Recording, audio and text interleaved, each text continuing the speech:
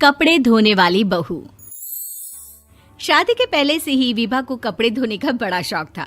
कभी नल के नीचे तो कभी तालाब के पास। अरे मेरी नीली वाली लुंगी नहीं दिख रही है। विभा की अम्मा, कहाँ रखी है लुंगी? अरे वो तो विभा ने परसों ही धोकर रखी थी आपकी अलमारी में, देखो वहीं होगी। वो ना मैंने आज धो दी, मुझे लगा कि गंदी हो गई होगी। अरे कैसे गंदी हो गई थी? उसे तो मैंने पहना भी नहीं। हे भगवान, इस लड़की के कपड़े धोने की आदत से परेशान हो गया हूँ मैं। जितना तो घर में राशन नहीं आता, उससे कहीं ज्यादा डिटर्जेंट पाउडर का खर्चा है। इसकी शादी करवा दो, शादी जाए अपने घर में ही करे काम, फिर चाहे घर के कपड़े धोने हो या पूरे गांव के। हाँ ठीक बोल रही हूँ, देखता हूँ मैं कोई लड़का। वो दिन भी आ जाता है जब विभा को देखने लड़के वाले आ जाते हैं। लड़की मुझे अच्छी लगी। होने वाली सास कहती है, बेटी अगर कुछ पूछना है तो पूछ लो। वैसे तो हमारी लड़की बहुत ही शर्मीली है, जो बोल दो वो मान लेती है, इसे क्या पूछना होगा। अरे कैसी बात कर रही हो माँ, मुझे इन लोगों के घर रहना है, सवाल तो कई है। हाँ हाँ बेटा, पूछ लो ना, क्या पूछना है। आप लोगों के घर कपड़े कौन धोता है? सास का मुंह बन जाता है। देखो, अगर तुम ये कहना चाहती हो कि तुम्हें कपड़े धोने नहीं आते तो सुन लो, कपड़े मैं ही धोती हूँ, लेकिन तुम्हारे आ जाने के बाद मैं रुमाल तक नहीं धोऊंगी। अरे चुप रहना भाग्यवान, बहू बेचारी घर आई नहीं, उसे डराना शुरू कर दिया। वो क्या है ना बिटिया, अभी तक तो ये कल्लू की माँ ही धोती थी, लेकिन अब तुम्हारे पापा तो दहेज में वॉशिंग मशीन देंगे ही। तभी विभा की माँ बोल पड़ती है, सवाल भी पूछा तो क्या। वैसे भाई साहब, मशीन की तो फिर भी कपड़े धोने की कैपेसिटी होती है। मतलब जो बिटिया दे रहे हैं ना विभा, इसे कपड़े धोने का बहुत शौक है। ये आप लोगों के क्या, आस पड़ोस गांव मोहल्ले सबके कपड़े धो दे और उफ तक ना करे। बाहर देखा नहीं आपने कितने कपड़े सूख रहे हैं? सब हमारी बिटिया ने ही तो धोए हैं। बस भी करो ना माँ, शर्म आ रही इतनी तारीफ सुनकर। और तो और एक दाग निकाल कर दिखाओ तो मान जाओ। हाँ अच्छा अच्छा, माफ करना बेटा, मैंने गलत समझा। हमें तो रिश्ता बहुत पसंद है। और ऐसे जुड़ जाता है रिश्ता कपड़े धोने का शौक रखने वाली विभा का। उसकी शादी हो जाती है कोयला फैक्ट्री में काम करने वाले कल्लू के साथ। शादी के बाद अचानक विभा चिल्लाती हुई सास के पास आती है। सासू माँ, अरे सासू माँ कहाँ है आप? ये तो धोखा है, धोखा दिया आप लोगों ने मुझे।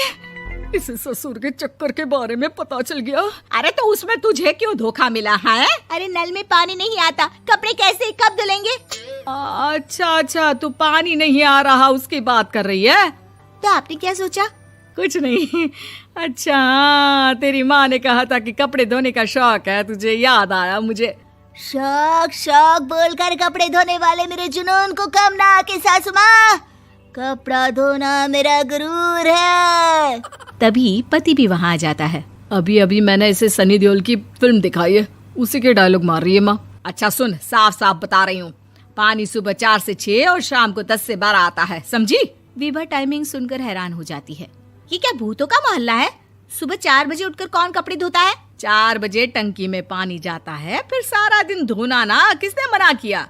अरे कैसी बात कर रही हैं? 200 लीटर की टंकी में कितने कपड़े धो लूंगी मैं, सुबह ही उठ जाऊंगी मैं। अब क्या था, विभा सुबह 4 से लेकर रात के 12 बजे तक कपड़े ही धोती रहती। एक रोज सास पड़ोस से निकलकर कहीं जा रही होती है कि साथ वाली कहती है, हाँ कल्लू की माँ, जरा ये बताओ कि 2 साड़ी है, 2 ब्लाउज और एक पेटीकोट और एक नाड़े वाला लंबा कच्छा।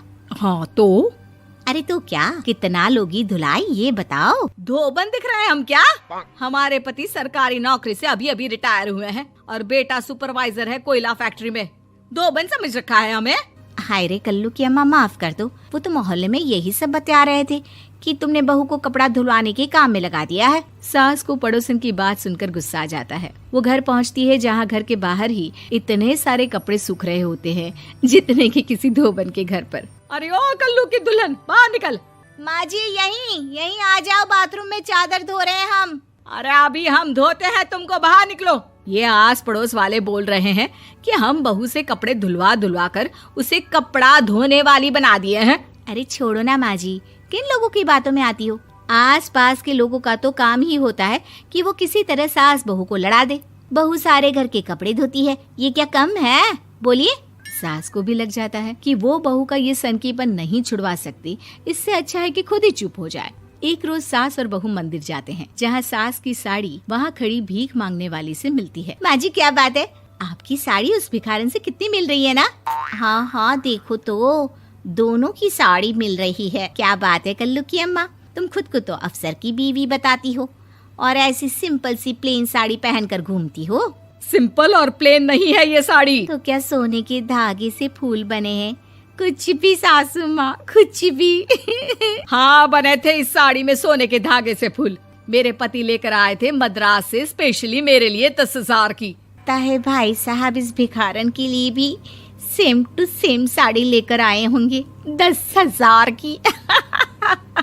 सास उस वक्त तो कुछ नहीं कहती, लेकिन बहू के साथ घर आती है और अलमारी से एल्बम निकाल कर लाती है। ये साड़ी देख रही है, ये वही साड़ी है जिसे मैंने अभी पहना था।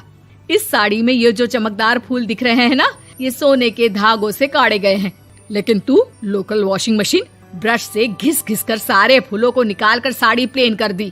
मुझे माफ कर दीजिए सासू माँ। और तो और, जब मैंने तुझे तेरी गलती के लिए कुछ नहीं कहा, लेकिन तूने तो सबके सामने मेरा मजाक ही बना दिया। क्यों? बहू को समझ में आ जाता है कि अब से उसका कपड़े धोना बंद।